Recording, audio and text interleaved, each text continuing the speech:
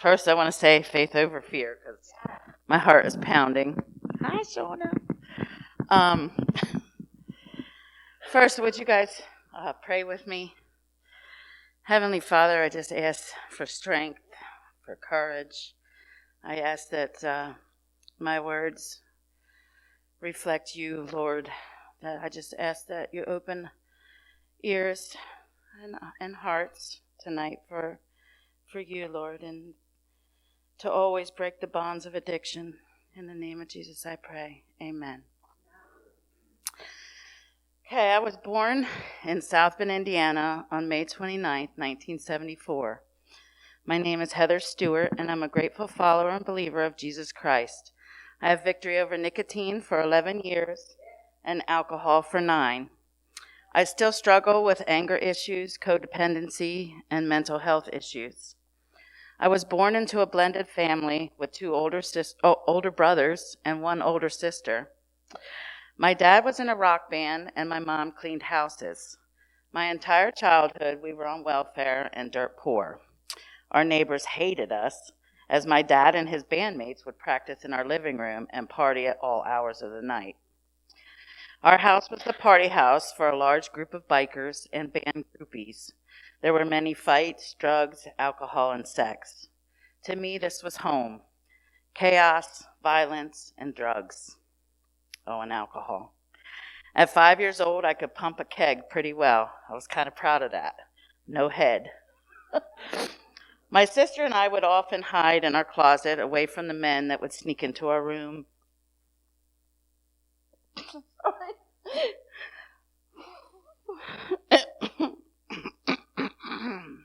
Excuse me.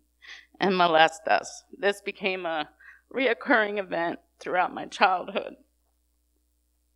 Let me just say that's the first time I ever publicly said that.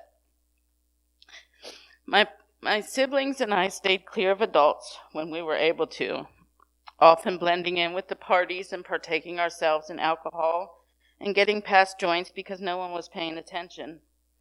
In my home, to be heard, you would have to yell and be terrified if you were going to get hit or listened to. It depended on the mood of the person you were trying to communicate with. The adults were more worried about drugs and alcohol than raising us kids. I developed anger issues and anxiety at an early age. For example, I'm not like this anymore, I promise. My brothers wouldn't let me in their fort, so I stabbed my oldest brother in the foot with a pair of scissors. My other brother embarrassed me in front of his friends by slapping me, so I waited in the garage. When he came around the corner, I hit him with the shovel right in the head. He was out cold. I broke the neighbor girl's nose because she wouldn't let me ride her bike. I couldn't sit for weeks after each outburst. Parents. At one point, my brother bounced my head off a corner in the hallway, busting my forehead open. I should have gotten stitches, but they were all doing lines of coke in the kitchen. My parents eventually divorced at the age of 9. The night Dad had to leave, they both had an arm and kept pulling on me while screaming at each other because I was the only child between the 2 of them. My dad took my oldest brother and my sister because they were his from a previous marriage, and my other brother was my mom's from a previous marriage, and I stayed with my mom. Not only did I lose my family, but my protector and caregiver was my sister. Life got quiet really quick. That wasn't the case for my oldest brother and sister. My sister ended up in foster care, and my brother ended up in a detention center. He ran away from it, and I hid him in my closet for 2 weeks before my mom found him. It was actually probably closer to a month.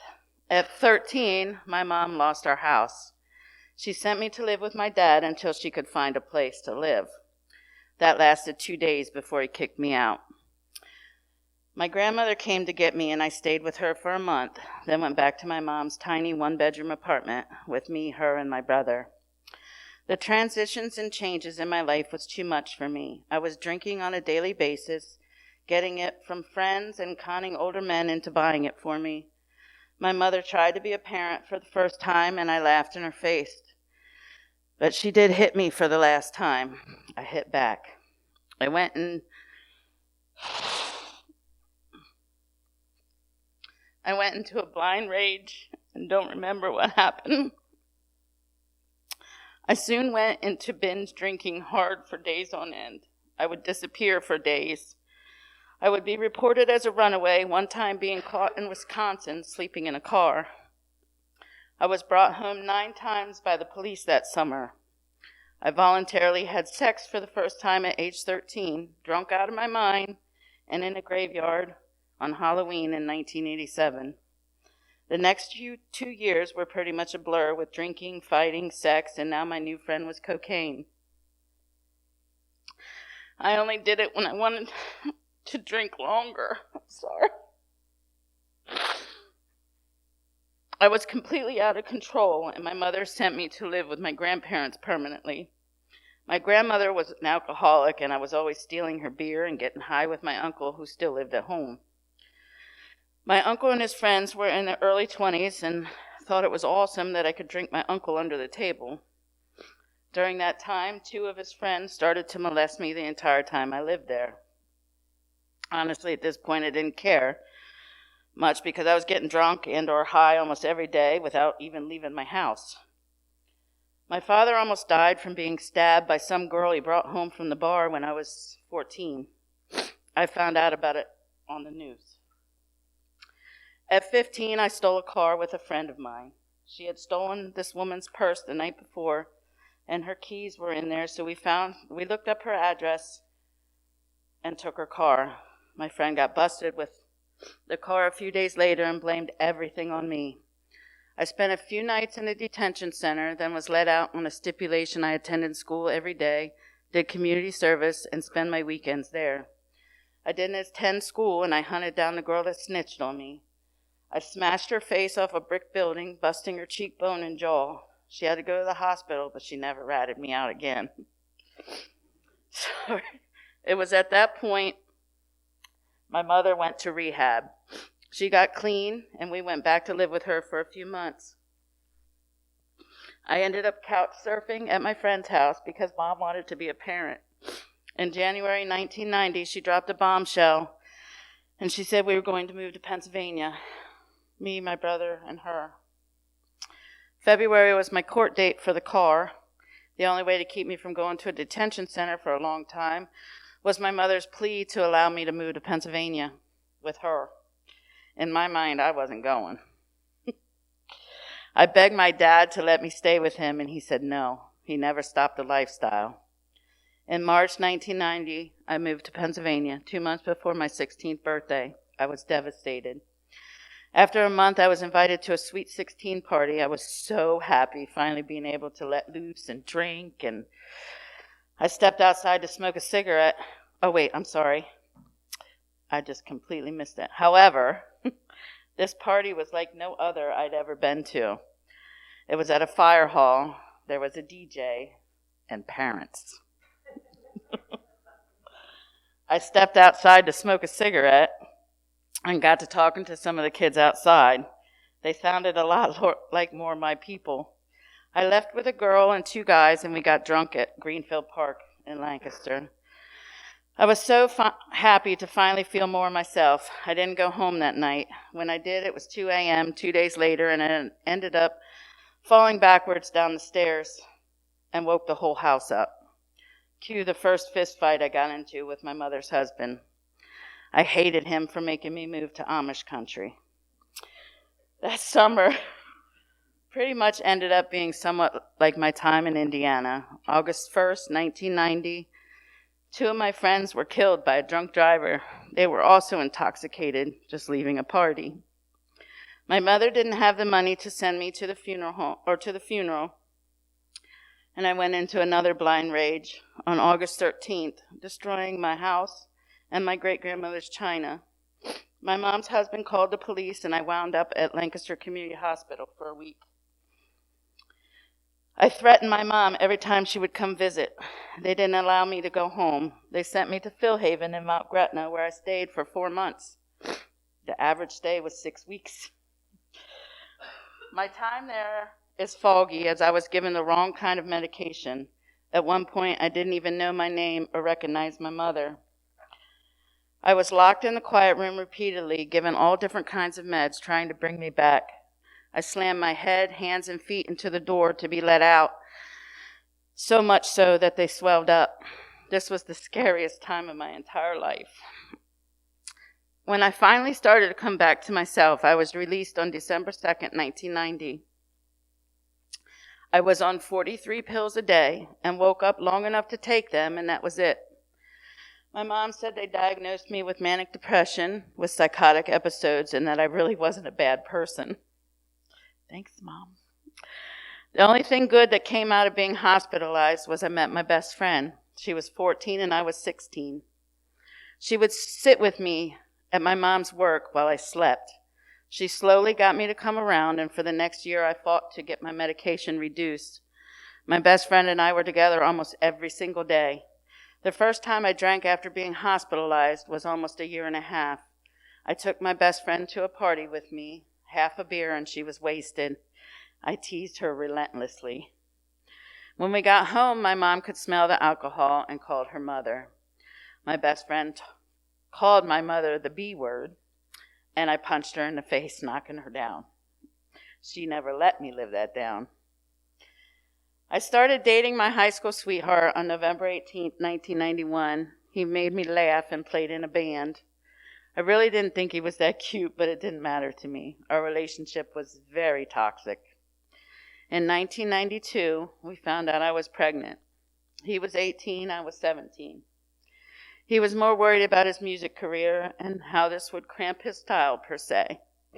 My mother also told me once the baby was born, I had to move out. They pressured me and guilted me into an abortion.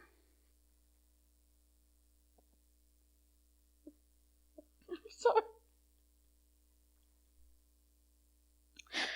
On May 23rd, 1992, I killed my first child at 11:35 a.m. It is still hard to forgive myself. That child would be 30 this December. I went into a downward spiral, drinking again for about the next year. I was determined that my child's death would be for nothing and I would be something of myself. I met the Lord at this time, got saved, and even baptized. A peace came over me like I'd never felt before, and for the first time in my life, I felt unconditional love. I went back to high school, graduated a year late. Then 6 weeks after, attended college, where I received a 2-year associate's degree in computerized managerial accounting. However, I couldn't forgive myself, and I was still drinking pretty heavy when I moved into my first apartment at 19. I ended up starting my career at a trucking company. I would often show up on little to no sleep, sometimes still being drunk from the night before. I started bumping coke again just to stay awake for my shift. My best friend was always at my apartment and tried hard to get me to stop drinking. I would slow down, then started getting panic attacks. At this point, I was not taking any of my medications at all. There was a countdown at my job for when I could legally hang out with the guys at the bar. I was already doing so on lunch breaks and after work, and only went to the one bar I knew I got served at. I started sleeping with a coworker and got pregnant. He said, "I don't love you and I can't marry you," and wanted me to terminate, but I refused.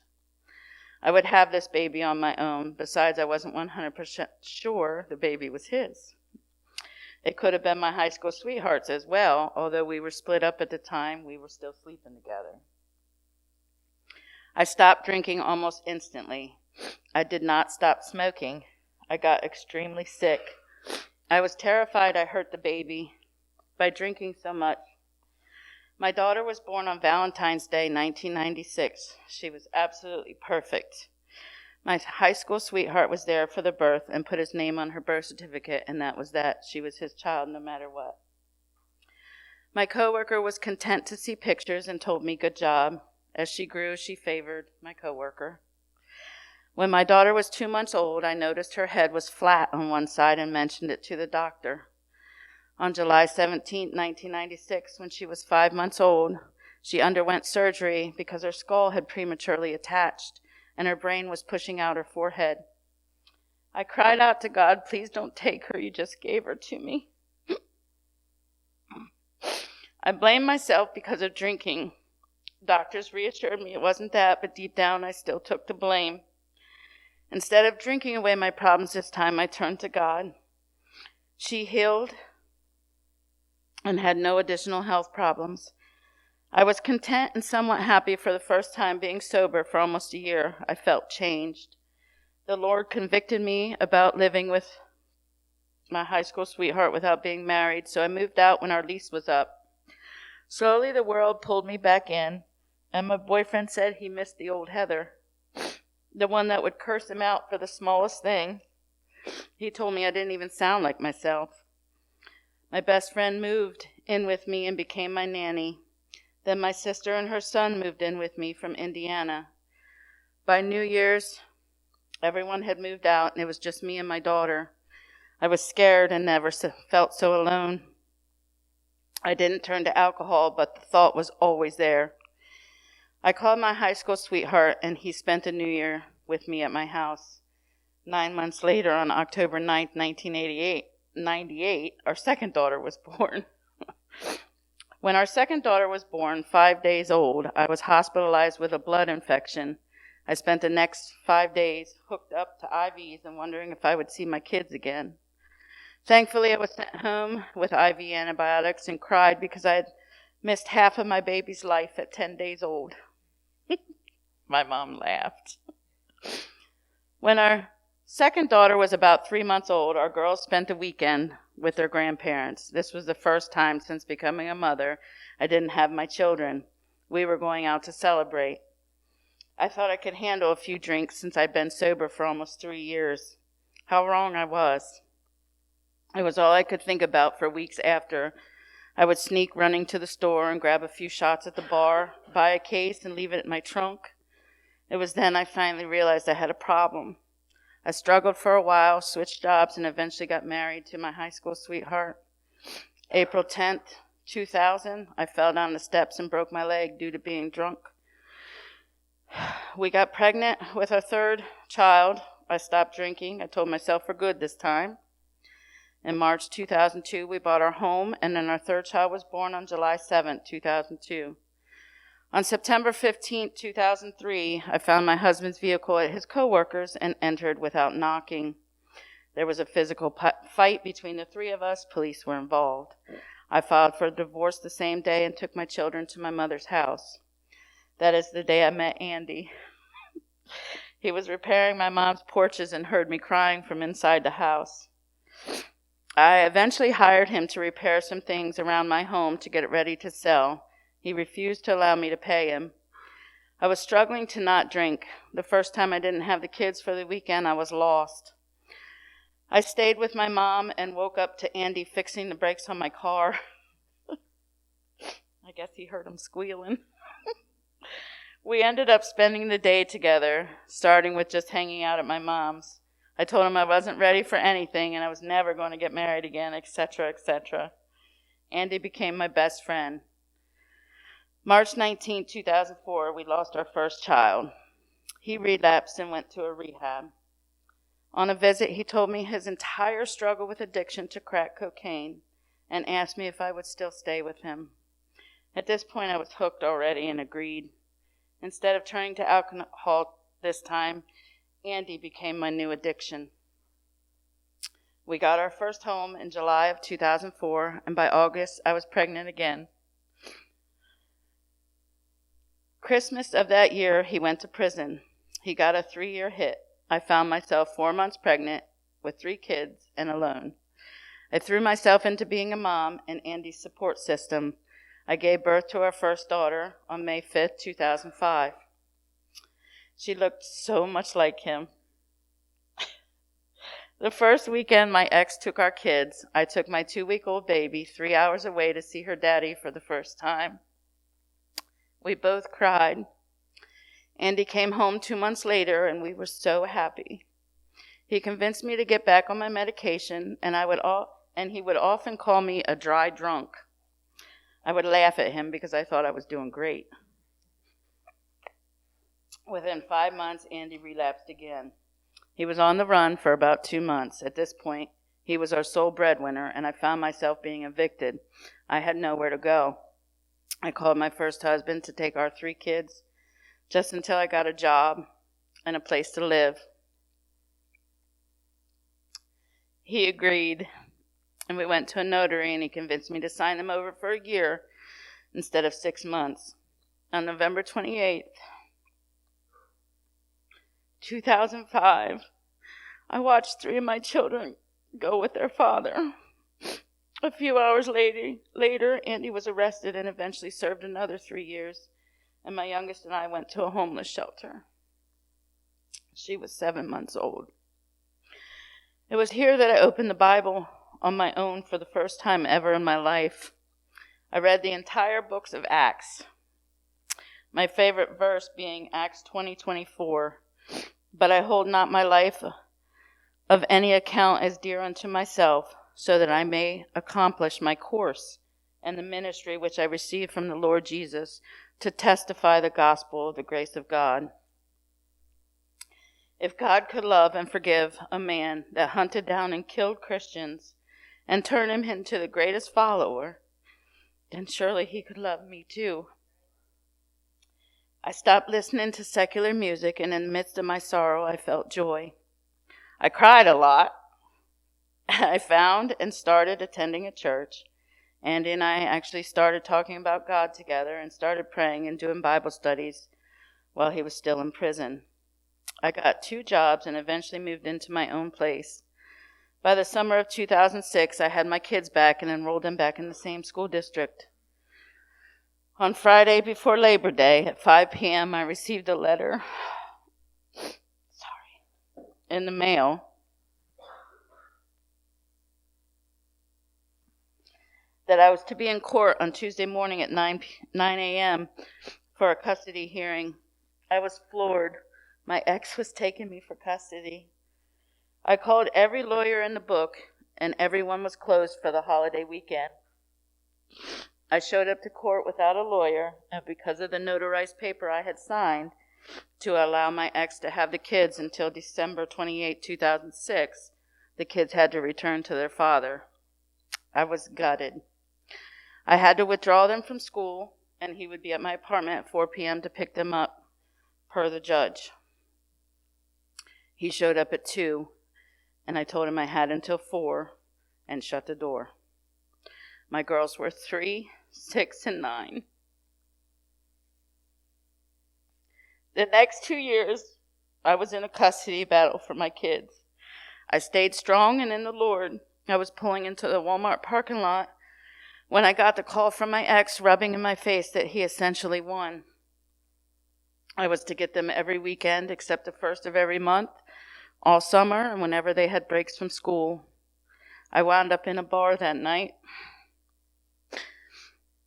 My mother had my youngest overnight because I needed to process. I stayed drunk for 2 days straight. For the next 3 months, I would get my kids every weekend, but during the week after work, I would take my youngest to a bar that served food, and we would sit at a table, and I would drink, and she would color and play with her toys. She would go to my mom's the weekend I didn't get the kids, and I would stay drunk. After 3 months, my mother threatened to keep my youngest if I didn't get myself together. I stopped. Andy was released to Life Speaking Foundation, run by Bob Allen. He stayed there about 6 months. We attended church, and I started attending some of Andy's meetings. Bob became our friend and oftentimes our mediator. He came home, and we were married the following year on March 22nd, 2009. 3 days after we were married, Andy relapsed and eventually went to rehab and then back to Life Speaking. This was a pattern we lived for a lot of years. I would track him down, pull him out of crack houses and hotels. It was my mission to find him and keep him sober, often putting myself in danger fighting with dealers and other users. I would literally drag him home. I've jumped through windows of moving vehicles, punching him in the face. I have keyed his truck, not just with a line down the side, but I literally spelled out crackhead on the tailgate and the passenger and the driver's door. But God's a comedian, So he ended up going to jail, and I had to drive the truck for the next 2 to 3 months. It eventually got repossessed. At that time, I was at the mentality, if you would just stop doing such and such, I wouldn't do this or that. I blamed him for all my problems, never looking at myself as being part of the problem. I needed him to be okay so that I was okay. Andy got locked up yet again when I was 4 months pregnant with our last daughter. The night before she was born, it was the last time I smoked a cigarette on March 10th, 2011. I went to the hospital because of heart issues. The ER room was full of doctors and nurses for me and the baby. I was terrified. They had to give me a shot to stop my heart and chase it with adrenaline. That was at 11 p.m. My youngest daughter was born at 7:04 a.m. on March 11, 2011, and I was alone. She turned out to be half ounce, under 9 pounds. Little tank. I never took her to see her father in prison. I was done with the whole thing. My oldest daughter moved back home with me when she was 15. I was so happy. I tried with all my might to replace Andy. I started drinking again and neglecting my kids. In 2013, Andy was released from prison. I was still in love with him and tried everything not to get back with him. He told me I was no better than him with my alcohol addiction and could we go to counseling, which I agreed. My oldest daughter was not happy about this, and we often fought about it. She screamed the words I felt for many years in my face. Why wasn't I ever enough for you? I was smacked in the face with the realization I made my child feel exactly how I did when I was little. I have not touched alcohol since. She turned 18 in February of 2014 and moved out with her boyfriend and his family. The damage was done. I was so proud of her. She was on the National Honor Society and graduated on the Distinguished Honor Roll. For the next few years, Andy stayed out of prison, and life, although rough at times, was pretty good. My best friend asked if she could come live with me to get out of a prison, as she was in an addiction of her own. We agreed on the stipulation she wouldn't use in our home. In February 2016, she was released. I was taking care of my mother-in-law from Wednesday to Sundays and wasn't home much. Andy relapsed, and I hunted him down for the last time and brought him to his mother's. She passed away at the end of March that year. On April 4th, we caught my best friend using in my home. She begged me to give her 2 days. Then she would turn herself in. So I drove her to a hotel where she stayed for 2 days. I had to call her PO as I was not permitted in her room. And they had the authority to make them open the door. She was alive, but barely. On April 7th, 2016, at the age of 39, my best friend, Christina Huber, went to be with the Lord. I blamed myself. I thought I killed her. She was my one constant for 25 years. After her funeral, Andy disappeared. I was alone again to deal with everything. I didn't chase him. I was tired. On May 15, 2016, I filed for divorce. I was hoping that by losing me, he would get sober and realize what he had. I was tired of addiction and life hurting constantly. I worked hard on myself to try to fix what was broken in me. I got Andy to finally sign the divorce papers, and in October 2016, we were legally divorced. He was sober and back at Life's Beacon, only this time we weren't together. That same month, he lost a friend to an overdose. He asked me to attend his funeral with him because he didn't want to be alone, and I agreed since he went with me to mine. That was the first time I ever even heard of Freedom Biker Church. We walked in and it was like walking into home, but without all the pain. We started attending church there that Sunday. We kind of laughed that we were divorced but attending church together. I truly felt as if my best friend was back. We started seeing each other more and more. About 6 months later, they started a program at our church on Friday nights called Celebrate Recovery. I began picking Andy up and we attended together. I had already begun to change on my own, but this is where it mattered. God was back into my life.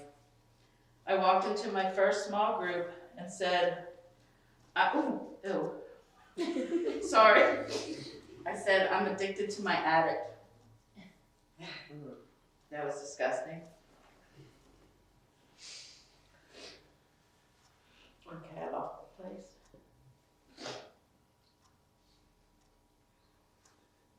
Okay. Afterwards, I was shown a pamphlet on codependency. That wasn't me. No way. Andy relapsed a few times over the next couple years and got sentenced again for another 2 to 3.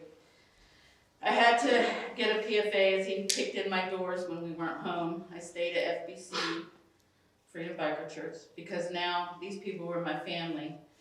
I had never before felt such love and acceptance for who I was, a hot mess.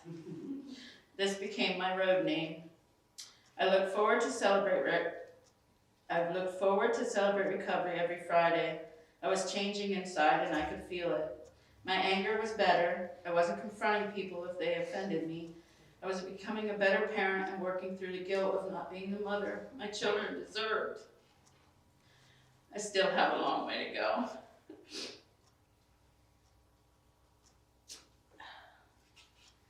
Andy was released from prison in August of 2021. He moved back in with us in November when we all caught COVID. Life was great. I could say I was happy. I went to work with Andy pretty much every day. In February, we bought his truck and life was good. We were attending meetings regular together. I dropped him off at Life Beacon on Tuesday to attend an ex-offender meeting, and I left him there as I found some information on his phone that I didn't like. I blocked him. On May 18, 2022, I woke up from a dream that he had passed away. I messaged our friend Bob. I learned that he relapsed, and by Saturday morning, he suffered a cardiac arrest. He was without oxygen too long, and 4 days later was declared.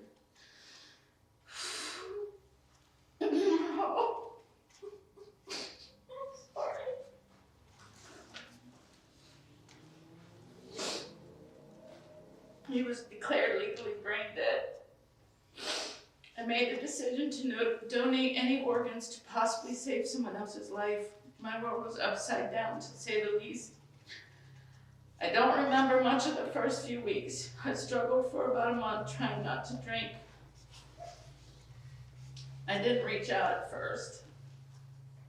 It's hard for me to do, and I'm still working on that. I received so much love and support after his passing, I couldn't deny God's love for me.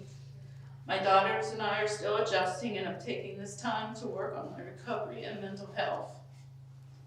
There are days that are too hard for me still, and I don't want to have to leave my house, but with help and support, I'm working through that. I would like to leave you with this verse. Matthew 7:7. Keep on asking and you will receive what you ask for. Keep on seeking and you will find. Keep on knocking and the door will be open to you.